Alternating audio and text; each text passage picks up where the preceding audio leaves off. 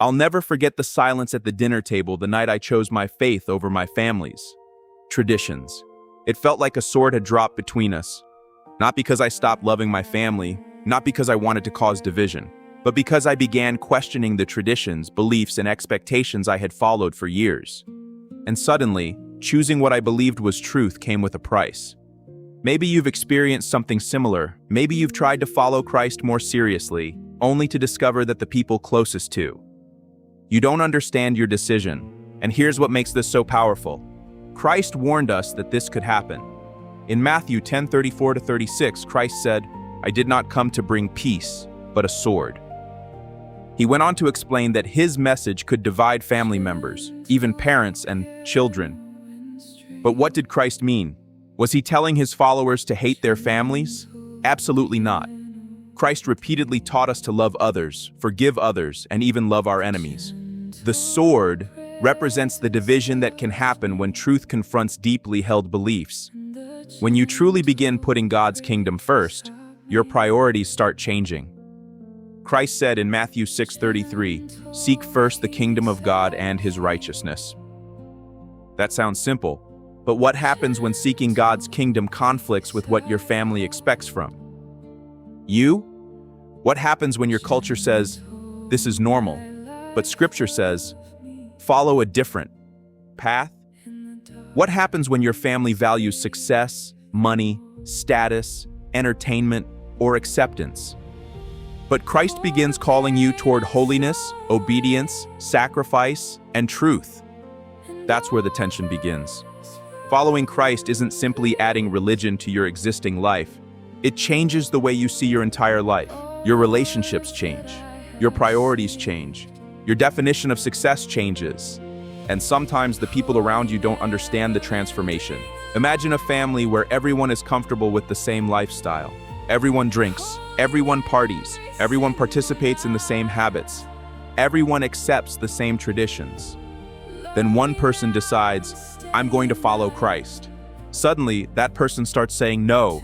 No to certain environments, no to certain behaviors, no to conversations that once seemed harmless, no to traditions that conflict with their understanding of Scripture, and that decision can make other people uncomfortable.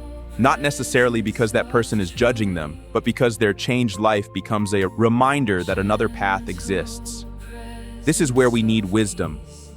Following Christ does not mean treating your family with arrogance. It doesn't mean believing you're better than everyone else. And it doesn't give us permission to create unnecessary conflict. Christ calls us to speak the truth in love. But sometimes, even when you respond with love, people will still reject what you believe. And Christ warned us about that. This is where we have to look beyond the pain. Family rejection hurts.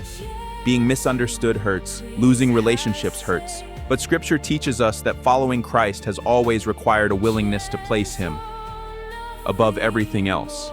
Christ said in Matthew 10:37 that whoever loves father or mother more than him is not worthy of him. That's an incredibly difficult statement. But Christ wasn't teaching us to abandon our families. He was teaching us where our ultimate allegiance must be. Because your family cannot be your God.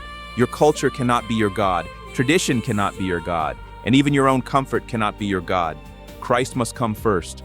Sometimes separation isn't about hatred, it's about direction. If one person is sincerely pursuing Christ while another is committed to a completely different path, there may come a point where walking together becomes spiritually difficult. And this is why the separation can sometimes serve a purpose. It forces you to answer a deeper question. Who are you really going to follow? Will you follow Christ only when everyone approves, or will you follow him when following him costs you something? Because Christ never promised that obedience would always make us popular.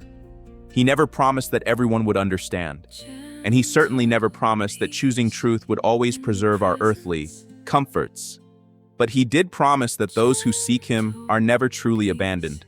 So if following Christ has created tension in your family, don't automatically assume that you've failed. Examine your heart. Make sure you're walking in love. Make sure you're not creating unnecessary conflict. But if you've sincerely chosen obedience to Christ and others reject you because of it, remember, Christ warned that the gospel would sometimes divide even the closest relationships. The question isn't whether everyone will approve of your faith. The question is, when truth costs you something, will you still choose Christ? Because earthly relationships matter, family matters, love matters, but above everything else, the kingdom of God comes first.